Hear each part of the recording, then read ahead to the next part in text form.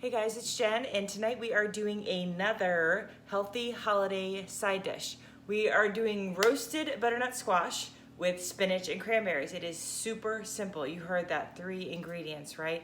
I don't count olive oil, salt, and pepper and seasonings, but really roasted butternut squash, fresh spinach, and dried cranberries, and that's it.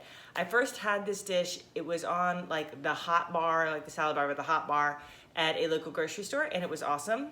And then they started featuring it, they started selling it when they started selling kind of catered meals and stuff for the holidays. And now it's super easy to make yourself. You could buy it, but why when you could make it? So, a couple things. Butternut squash is one of those pain in the butt vegetables. Squash, it's a winter squash. It's really hard on the outside. To get it into cubes, which is what you need for this dish, you would have to peel it, okay?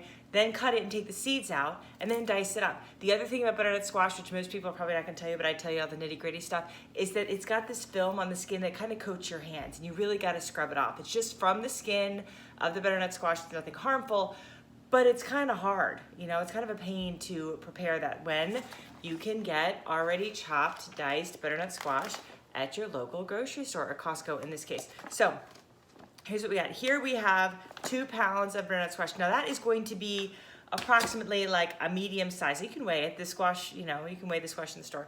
It's gonna be about a medium to large size butternut squash. So I'm just gonna toss this into a bowl, if I can open it. All right. Now we're gonna bring you on down and show you the bowl.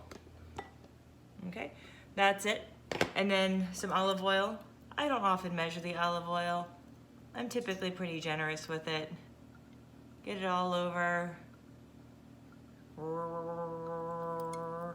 And then some salt.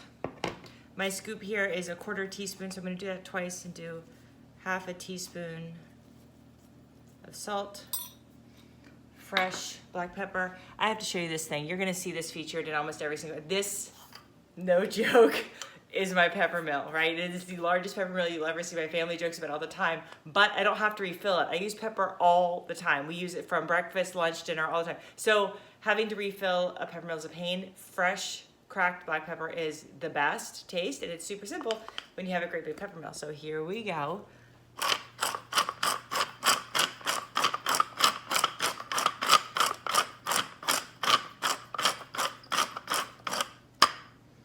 Okay, and then some dried rosemary. With rosemary, now if you'll see, these are whole leaves. You kind of want to crush them up a little bit. I'm gonna have a little bit more. How much, if you're asking? I don't know, 1/2 teaspoon.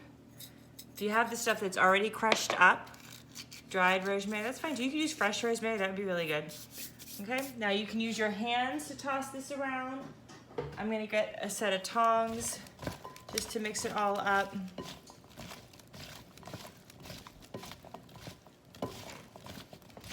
Do, do, do, do, do, do, do. Okay. Hi, we're gonna toss this onto a pan. A little bit on there. I kind of want it in an even layer, so I'm flattening it out here, and then I'm gonna stick it in the oven. I already got the oven preheated. You can see here, 425. I'm gonna stick it on the lower rack. I'm gonna let it go for about 20 minutes and then flip it over, stir it up a little bit, and then see at that point. So I use convection. I use convection all the time when I'm roasting. It just has a fan in there that helps it to brown evenly all the way around. It helps to cook a little faster. So on convection, I'll do 20 minutes, stir it around, see if it needs another 10, maybe another 15. You want it to be soft, but kind of brown on the outside. And then we'll come back and show you the rest of the recipe. Okay, timer has gone off on the butternut squash roasting in the oven. I'm gonna take it out, turn it over. I want you to see what it looks like when you should probably be turning it over.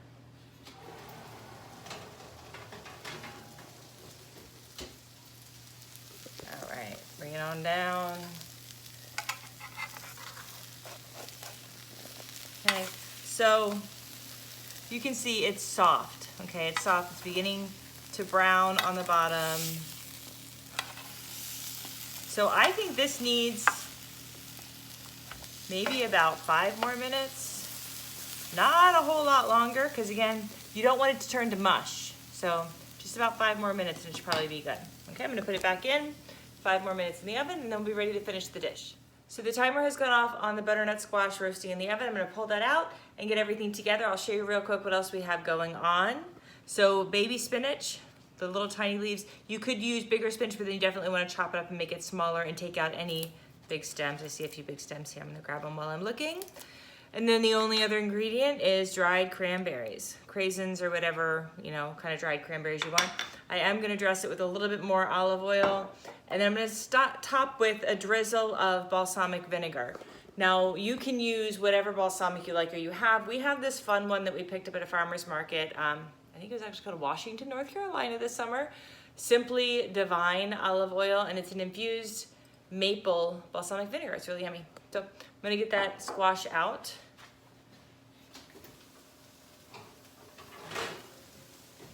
All right, so it is nice and brown here. I'm just gonna put it right on top of the spinach. I will turn this down so that you can see that and not me.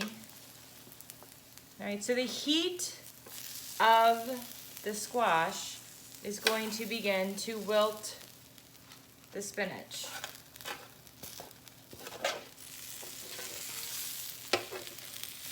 I'm going to dump it on the floor here.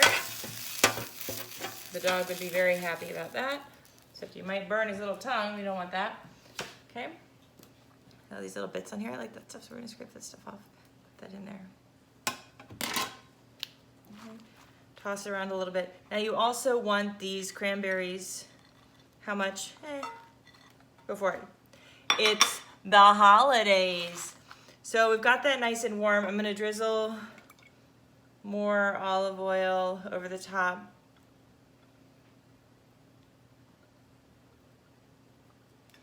Okay.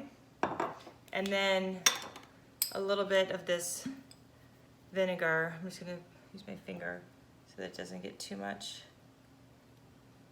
on there. All right.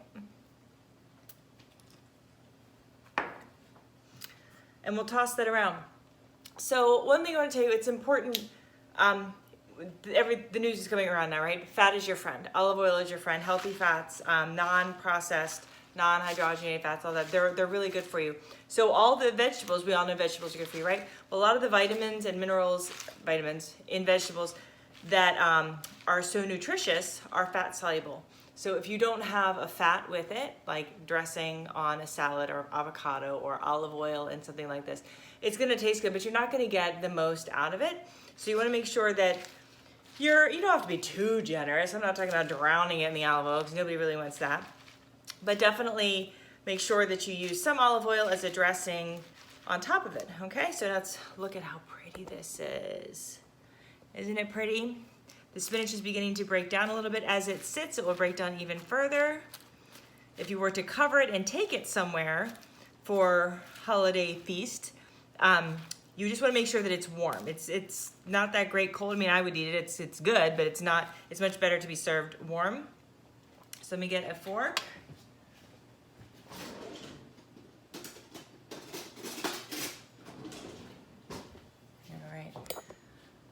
I learned the last time, I'm gonna take a small, like dainty little bite so I'm not massively chewing here on camera, because that's not cool. Okay, I'm gonna get a little spinach, a little cranberry, and a little butternut squash, okay? Hot.